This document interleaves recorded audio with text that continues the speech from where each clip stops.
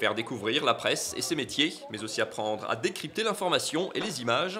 C'est ce que sont venus découvrir ces collégiens de Soultz-sous-Forêt ce matin au conseil départemental du Bas-Rhin. L'objectif, c'est comment mieux appréhender le travail aujourd'hui de la technique de la presse, du journalisme. Et on est en plein aujourd'hui, depuis le mois de janvier, malheureusement, sur des sujets lourds. Je crois aussi que c'est l'opportunité pour ce jeune public, peut-être de parler de manière plus légère sur cette actualité extrêmement lourde.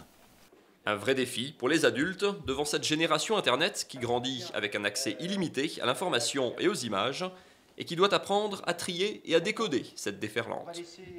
L'image est omniprésente, donc il faut apprendre à prendre du recul, à faire le tri et d'avoir conscience aussi de ce qui se passe ailleurs. Pas seulement chez soi, sous forêt, il y a dans le monde et puis même en France. Voilà.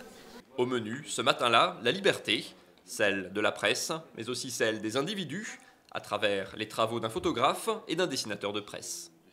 On est venu en fait pour analyser, pour voir un peu ce que c'est la liberté de la presse, comment on interprète toutes ces libertés et pour voir la chance qu'on a de les avoir en France à peu près. Il faut avoir les outils pour décrypter l'image, la contextualiser et l'analyser. Et voilà, ça c'est un travail, c'est une culture, c'est aussi, comment dire, l'image était beaucoup plus rare avant. Maintenant on en a plein, donc on sélectionne beaucoup plus, quoi.